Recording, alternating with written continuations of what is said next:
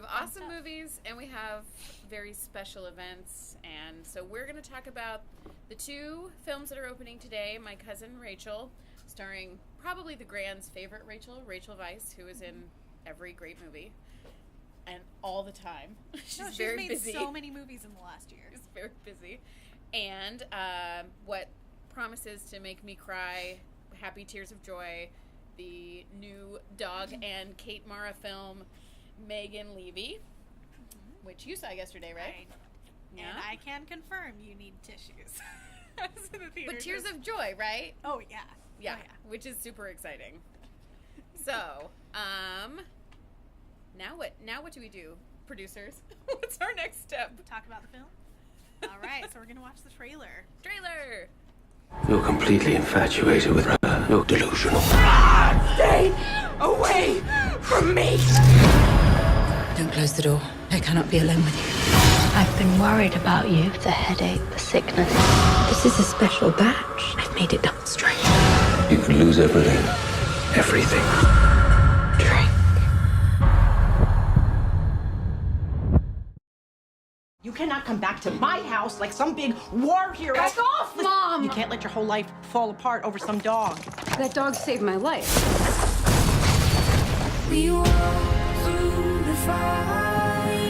Please just change his classification so that I can adopt him when he gets back. They aren't pets. They're warriors. Senator, can I just have a moment of your time? His name is Rex. He saved thousands of lives in Iraq. What did you say your name was? Corporal Megan Levy. All you gotta do is fight. And you know how to fight. You're a Marine.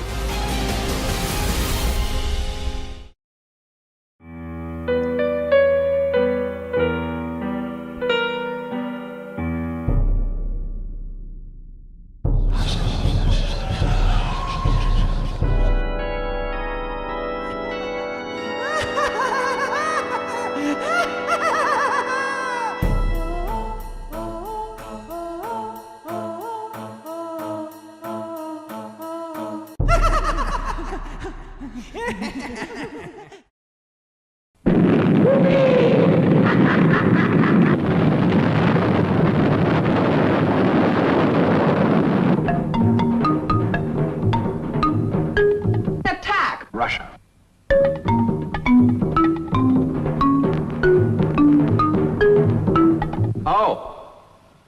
Oh.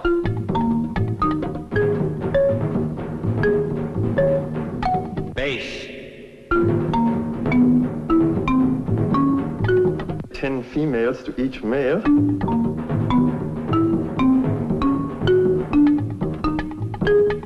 Coca-Cola machine. Fluids. The Doomsday Machine. Blast off! All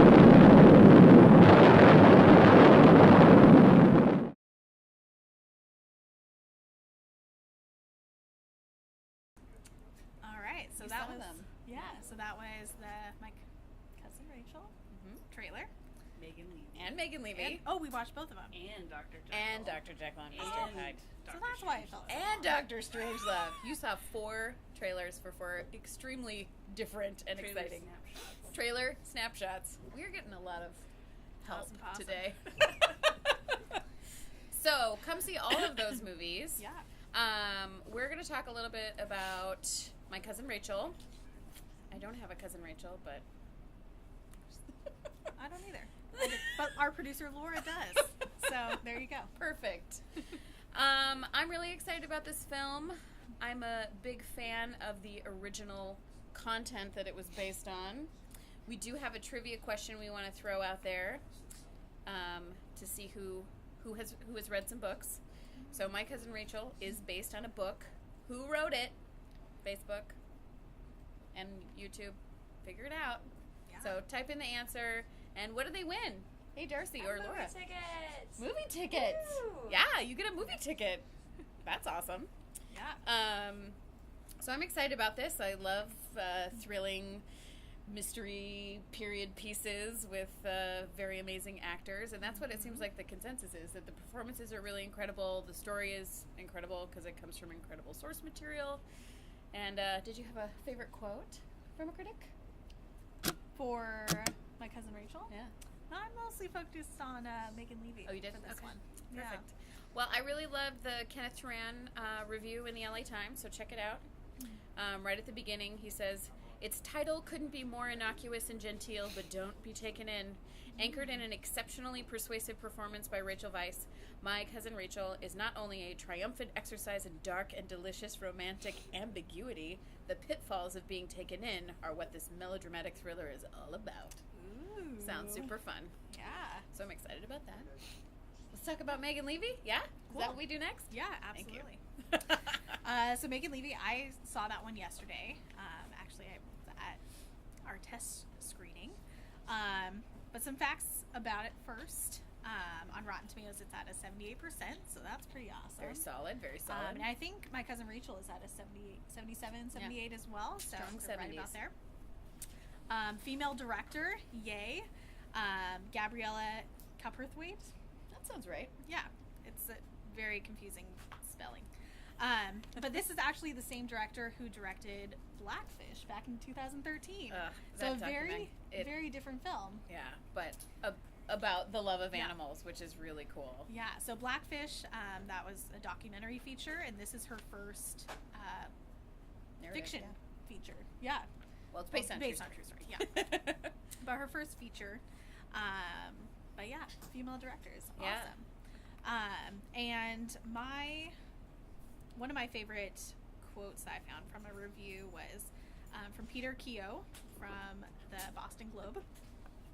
He said, "Not only is it a compelling metaphor for a woman finding independence and empowerment, it dramatizes a primal emotional relationship that proves heartbreaking and triumphant."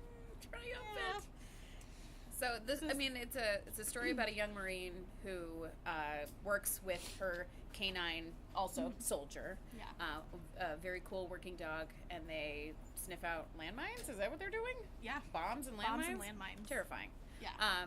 So it looks amazing, and we're really excited to see it and share it with everybody else. And on Saturday, we also have a really incredible film discussion with Hannah Myers from Elite Canine, and she's bringing a bunch of service dogs. I think there are at least 5 coming. So come meet some incredible working dogs, see a movie Learn about that how they're will trained and yeah. make you love animals even more. Bring your tissues, for sure. And Megan Levy is PG-13, so if you're okay with depictions of war, probably a good one for families. So yeah, should be delight. And now, moving on to the exciting main event. Well, one of the main events tonight, but very exciting. I'm very excited to go. It's me. Not everything's so about you. exciting. I know, right? No, it is totally not. Hi. Happy Friday. No? No good?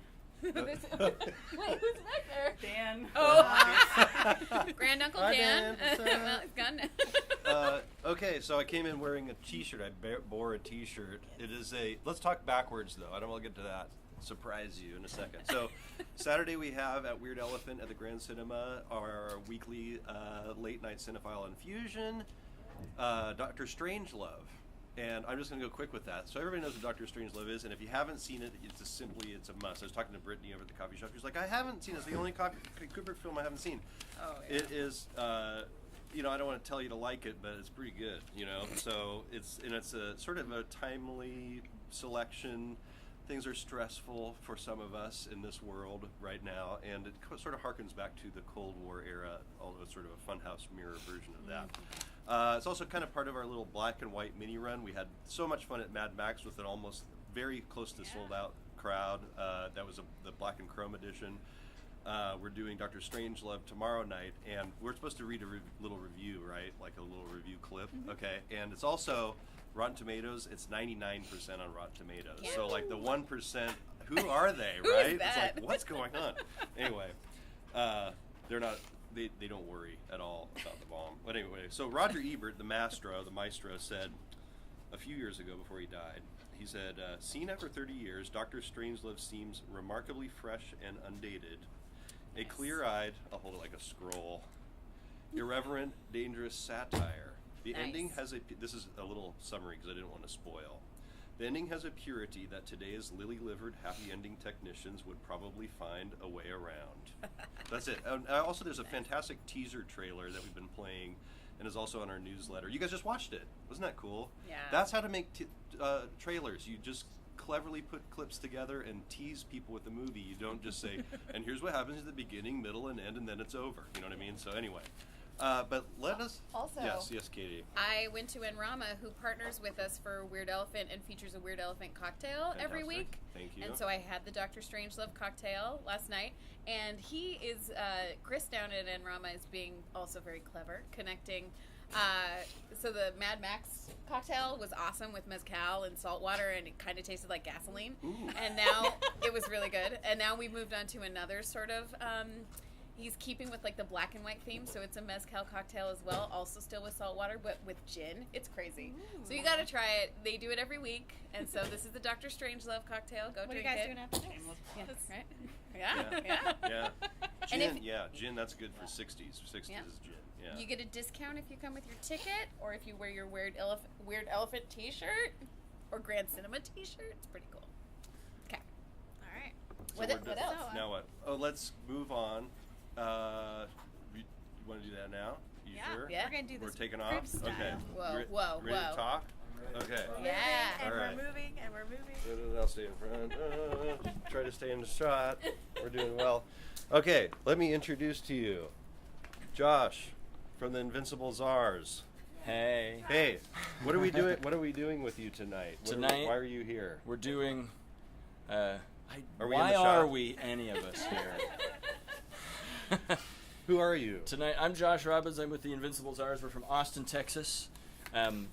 We, among other things, we accompany silent films, and we're on a tour right now playing our soundtracks for Dr. Jekyll and Mr. Hyde, which we're doing here tonight, and in a few other cities we're doing Nosferatu. So tonight, Dr. Jekyll and Mr. Hyde, we're going to show the movie. It's got John Barrymore in it, and we're going to play the music live with the movie. It's going to be good. Do you have time for a few questions? Yes. How's? Did you have to get up early this morning? Yes. Yeah, okay. We played at the Seattle International Film Festival last night. Congratulations. Yes, it was great. And then woke up at 9 and came down I-5. Let's and not talk about set traffic. right up. Yeah, let's- We'll skip the traffic bit. You guys know. So about silent movies. I love silent movies. Maybe what drew you guys to want to get so do this? deep into the silent movie world? Well, when I started the band, our music always kind of sounded like Danny Elfman, and kind of had like a cinematic flair. And in Austin, where we're from, the Alamo Drafthouse started there. Back then, it was just one theater. Now it's a big chain. But they started having bands accompany silent films, and so I would go to those because I thought it was a cool idea, and I just enjoyed it. But a lot of them, most of them, I would see, and I was like, well, "This is cool," but I feel like I could do an even better job if I because these, some of the bands were just kind of like playing their, psychedelic rock set in front of, it's kind of like the movie was a backdrop more than them accompanying the movie. It was like the movie was just kind of the backdrop for their rock show. And I thought, man, we ought to try to do this and kick it up a notch. I mean, there were a few that did, and I just wanted to follow in their footsteps, I guess. Graham Reynolds did, Peter Stupczynski. Nobody you guys would know. These are Austin guys, but so eventually, the trend kind of waned in Austin, and there wasn't so much silent film accompaniment with live bands, and it kind of picked back up, and we were part of that second wave. Around 2007, we did our first silent film for the Alamo. It was Alita, Queen of Mars. Have you seen that one? I have not. It's okay. It's a Russian silent movie from, it's like the first Russian sci-fi movie. Oh, cool. It's long, like a lot of silent movies. So we did that one and had some success, and we just kept doing them. And we never stopped doing our rock shows, but we just kept doing these because they were special. And, it's fun to do special stuff. Yeah, it's magical. Well, you were here last year with Nosferatu. Yeah. And it was sold out. People loved it. We got so much great feedback from it. It was such a unique experience. That's good. Because it doesn't. This is the second time it's ever happened here. But it will be tonight. And Yeah. so, Dr. what drew you guys to choose this particular film, the Dr. Jekyll and Mr. Hyde film, to do a soundtrack for? Because it must take a lot of work. So you must have to really pick you gotta carefully, want to do right? that one, Yeah. you know, to do whichever one you want. Sometimes sometimes they're picked for us. Like Alita, Queen of Mars was picked for us by the Alamo. Then we picked Destiny, but with Dr. Jekyll and Mr. Hyde, it was mostly that, you know, like I was saying, there was kind of a trend of this in Austin, and back then, we first wrote this score in 2011. So back when we chose to do this one, Lost World and Nosferatu and Metropolis and The General and all of the silent movies that most people have heard of, they're, you know, the important ones, had been done recently. So I was just going through titles and trying to pick, well, what do we think would be good? What's maybe, you know, like, I mean, frankly, it was kind of like, what do you think people would actually come see? You know, somebody just did Caligari, somebody just did Phantom. So I was just going down titles, and I thought, well, Dr. Jekyll and Mr. Hyde, I mean, everybody knows what that is, right? Let's watch that. And so I watched it, and I was like, no, I think we could do okay on this one. Let's just do it. So we did. It was a little bit of a, okay, kind of a choice, but Great. yeah, that's how we picked this. Great. Let me ask one more question before we take a look at some of the artwork you brought and Yeah. Maybe hear a little snippet of taste, A little bit of music. flavor that we might be experiencing tonight. Okay. What was the question I was going to ask? I totally forgot. Is it food related? No, well, yeah, exactly. Are we hungry or no? No. No, I totally forgot. How many pieces are in the band? Yeah. What's that? How many pieces? Yeah. How many, Well, yeah. there are 4 There you go. people in the band. Yes. The instrumentation, I think we have, how many instruments have we got there? 12.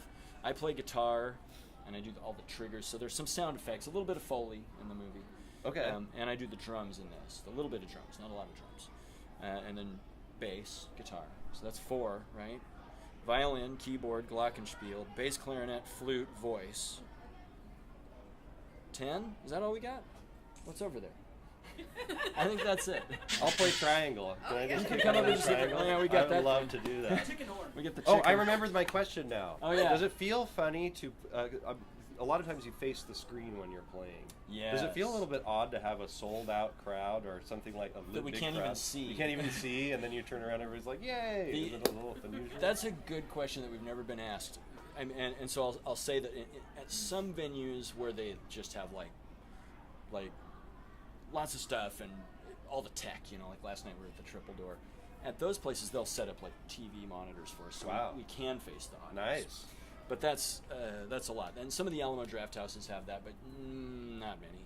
So we've kind of gotten used to facing the screen. It is weird because it doesn't feel like you're connecting with the audience. But I will say that at the times that we do connect with the screen, I mean, you're a musician, so you know that when you're playing to an audience and they're looking at you, you can tell when they're looking at the screen and not at you. So then it's kind of like looking at it just like. People don't, we don't know what we look like when we watch movies, but, well, this is what we look like. So that's what it's like. So that's what we're seeing is a lot of gaping. A lot just of gaping. Okay. Eyes We glossing have a over. question from YouTube from Chaz. Oh, we have a question. How Okay. many times did you have to watch the film before to get the sync right? To get the sync right? Yeah. Well, good question. To get it perfect, we're still watching it. But the truth is that, so we watch it, we usually turn off the sound and watch it because we don't want to be influenced by whatever soundtrack is on the media that we have, whether it's a DVD or VHS or whatever. And I usually fall asleep. One of us does, usually me. But in that process, we take notes and write down, okay, what's happening in this scene? Who's in this scene? What's the emotion? Where's it going?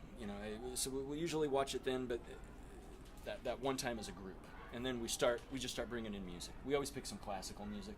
This one has Eric Satie and some Debussy, and so we pick some classical music we think works, and then we build from there and start bringing stuff in. And sometimes once we, it takes us getting to the rehearsal, getting to the point that we've got a first draft, that we watch the movie again as a group and play it, and we start going, oh, you know what's happening right here? Later on in the movie, this thing comes up, and that's what's happening here.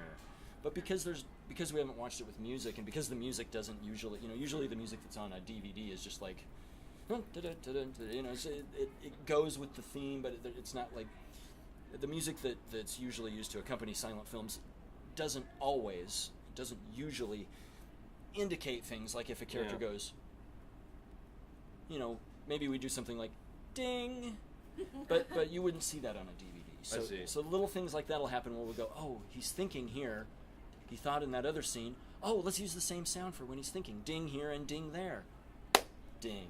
You know, so like, those things start to come together after we've made a first draft. Really, That's an interesting point, because I always find that a lot of people get a little bit turned off of silent movies because the soundtrack that they usually see on YouTube or something is like a kind of a little bit too jaunty. Yeah, it's like jaunty. an old parlor. Yeah, for parlor music. Yeah, modern tastes aren't Yeah. really into that, you know. But Right. really- An hour of Scott Joplin type rags would be maybe, you know, tiresome. good for insomniacs.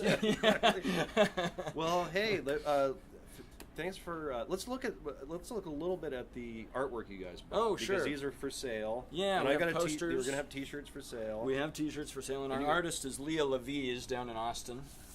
She did. Oh, that one's upside down. Oops. She did that Nosferatu one for us, and we liked it so well. We thought, well, we're doing another horror movie. Do another one for us. So she did this one with Mr. Hyde and Dr. Jekyll, and gave us a new logo. We have T-shirts of just that logo there. But yeah, she does a great job. She's we found her in Austin. She does the artwork for a puppet theater company in Austin called Trouble Puppet. That are like an award-winning puppet theater company. That's fantastic. Yeah, they're really good. I love it. Not for kids. Puppets are always for kids. Not always for kids. Well, these are going to be for sale. These are like high quality. Yeah, they're screen printed. These are amazing. 8.5 by what is that? Like 26 inches or so. Yeah. And yeah, are these screen printed? They're screen printed. Fantastic. Okay. Why don't we wrap it up by having maybe just a tiny little taste of what we might hear tonight accompanying the film?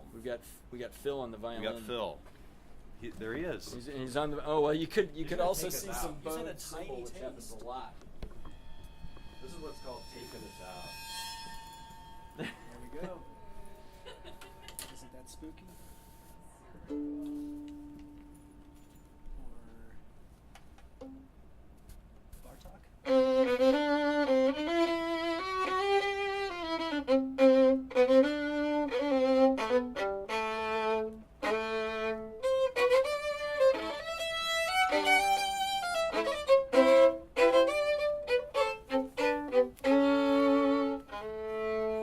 And that's cold. Yeah. We need to warm up. Okay, so I guess is this a good time to wrap up the whole show? Fantastic. Okay, so I keep saying fantastic. I don't like that word anymore. Switch over to fantastiche. Fantastiche. I like that. You can only see this kind of stuff at the Grand Cinema. Come on down tonight. We're all over half sold out right now. So Matt, I think you should go online and get your tickets straight away and make an evening out of it. So thanks so much, Josh. We're so looking forward to tonight. Thank you for having us. We're right. looking forward to this. Tacoma is one of our favorite places. So All we're right. glad to be here. Okay. See you next week.